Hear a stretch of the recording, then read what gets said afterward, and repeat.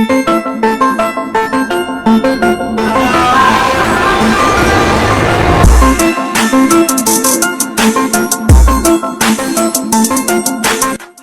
کرتا ہوں رب کائنات کے بابرکت نام سے جو دلوں کے بے خوب جانتا ہے۔ میری طرف سے لوز ٹی وی دیکھنے والے سبھی دوستوں کی خدمت میں السلام علیکم۔ دوستو، آج پھر ہم آپ کی خدمت میں حاضر ہوئے ہیں ایک نئے دلچسپ سفر کے ساتھ، جیسا کہ آپ نے ویڈیو کے تھمبنیل پر دیکھ لیا ہوگا۔ آج ہم سیر کریں گے مغربی افریقہ میں واقع ایک ملک بینن کی۔ اس ملک سے کچھ ایسے حقائق بھی وابستہ ہیں جن سے لوگوں کی بڑی تعداد لا علم ہے۔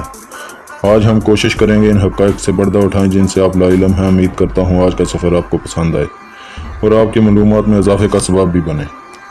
مگر ویڈیو کا باقاعدہ آغاز کرنے سے پہلے میں تمام نئے آنے والے دوستوں سے گزارش کروں گا، اگر آپ نے ابھی تک ہمارے یوٹیوب چینل لوز ٹی وی کو سبسکرائب نہیں کیا ہوا تو جلدی سے ریڈ بٹن دبا کر چینل کو سبسکرائب کر دیں اور گھنٹی کا علامت کو بھی ضرور دبا دیں تاکہ ہماری طرف سے پیش کی جانے والی ہر معلوماتی ویڈیو کا پیغام آپ کو ملتا رہے اور آپ دنیا کی حیران کن معلومات سے آگاہ ہوتے رہیں۔ بینن مغرب میں ٹوگو، مشرق نائجیریا اور برکینا فاسو اور نائجر واقع ہے۔ جنوب میں اس کی چھوٹی سی ساحلی لائن خلیج بینن سے لگتی ہے۔ بینن فرانسیسی کالونی تھا۔ اس نے 1 اگست 1960 کو فرانس سے آزادی حاصل کی۔ پورٹو نوو بینن کا سرکاری دارالحکومت ہے، 22,03,552 نفوس کی آبادی کے ساتھ۔ یہ شہر ملک کے سب سے بڑے شہر کا درجہ بھی رکھتا ہے۔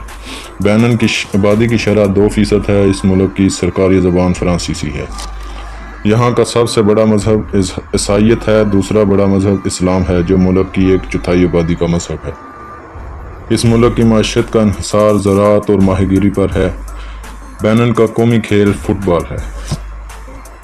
دوستو، یہ تھی بینن پر خوبصورت سی شارٹ ویڈیو۔ امید کرتا ہوں آج کی یہ ویڈیو آپ لوگوں کو پسند آئی ہوگی۔ اگر ویڈیو آپ کو اچھی لگی تو اس کا اظہار نیچے لائک بٹن بنا ہوا ہے، اس کو پریس کر دیں۔ اگر ویڈیو میں نے کوئی غلطی کی تو اس غلطی کو کمنٹ باکس میں مینشن کر دیں تاکہ اس سے غلطی کو ہم دور کریں۔